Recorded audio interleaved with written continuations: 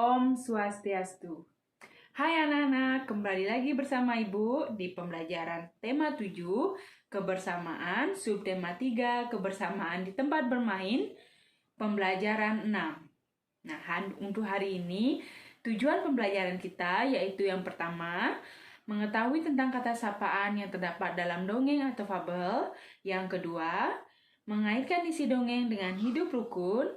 Yang ketiga, menyatakan pecahan dengan tepat. Dan yang keempat, mengetahui ciri-ciri, alat dan bahan, serta langkah-langkah membuat karya imajinatif 3 dimensi seperti membuat patung hewan. Nah, selanjutnya untuk materinya, silakan simak penjelasan berikut ya. Nah, di sini ada sebuah bacaan, kita baca sama-sama ya anak-anak. Bermain di halaman rumah. Seusai sekolah, teman-teman Siti pergi ke rumah Siti. Rumah teman-teman Siti saling berdekatan. Mereka bermain di halaman. Siti dan teman-temannya bermain berburu hewan. Nah, apa itu permainan berburu hewan? Permainan berburu hewan ini dibuat untuk mengisi waktu luang pada sore hari, yaitu dengan cara menirukan orang yang sedang berburu binatang dengan cara melempar benda untuk menangkap binatang. Pesertanya adalah semua umur, baik anak-anak maupun yang sudah dewasa dapat melakukan permainan ini. Pesertanya bisa 5-10 orang atau sesuai banyaknya peserta yang memainkannya. Jalannya permainan. Pertama, diawali dengan cara diundi atau hompimpa. Hompimpa alayom gambreng. Po ipa pakai baju rombeng. Untuk mencari 2 orang untuk menjadi pemburu dan yang lainnya menjadi binatang sebagai sasarannya. Anak yang terkena lemparan bola dari pemburu, maka dia harus keluar dari arena permainan. Untuk menentukan pemenang dalam permainan berburu hewan, yang menang adalah peserta yang paling terakhir berada di lapangan permainan. Setiap siswa memiliki ciri dan sifat sendiri. Nah, misalnya ada permainan kesukaan yang berbeda-beda. Kita dengan teman yang lain belum tentu memiliki kesukaan permainan yang sama. Jadi, sikap kita bagaimana ya bila ada teman yang memiliki permainan kesukaan yang berbeda?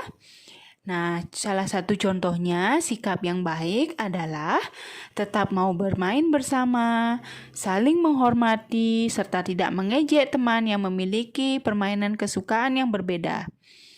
Nah, ada juga perbedaan kesukaan. Misalnya, ada yang menyukai warna kuning dan ada juga yang menyukai warna biru. Kemudian, sikap yang baik juga dapat diungkapkan dengan sapaan yang baik. Nah, kita baca contoh percakapannya ya. Di sini ada percakapan antara Dayu dan Siti. Selamat pagi Dayu. Siti, selamat pagi juga. Dayu, bagaimana kalau setelah pulang sekolah kita bermain di rumahku? Baik, nanti saya ajak beberapa teman, pasti mereka suka. Nah, dari percakapan Dayu dan Siti ini terdapat kata sapaan anak-anak. Yang mana kata sapaan? Iya, kata sapaan di sana ada pada saat Siti dan Dayu saling menyapa. Contoh pada saat Siti menyapa Dayu dengan mengucapkan selamat pagi Dayu. Dan Dayu menjawab dengan Siti, selamat pagi juga. Nah, itu merupakan kata sapaan. Serta dengan menyebutkan nama Dayu dan Siti, itu juga termasuk kata sapaan karena langsung memanggil namanya. Kata sapaan dengan memanggil namanya langsung. Nyatakan seekor hewan berikut dalam bentuk pecahan dari kumpulannya. Perhatikan soal nomor 1 anak-anak. Pak Tony menangkap seekor rusa. Seekor rusa dari kumpulan di samping dapat dinyatakan dengan pecahan. Nah, perhatikan di sini, di gambar nomor 1, rusanya ada 3. Yang ditangkap Pak Tony adalah seekor rusa. Ingat, seekor itu 1. Jadi 1 dari jumlah rusa ini dinyatakan pecahan dengan 1/3 atau 1/3. Selanjutnya, soal nomor 2, Pak Ahmad menangkap seekor kelinci. Seekor kelinci dari kumpulan di samping dapat dinyatakan pecahan? Iya, betul. Jawabannya 1/2 atau 1/2. Selanjutnya, nomor 3. Pak Mahmud menangkap seekor ayam. Seekor ayam dari kumpulan di samping dapat dinyatakan dengan pecahan 1/4. Yang keempat, banyaknya kucing abu-abu di samping dapat dinyatakan dengan pecahan?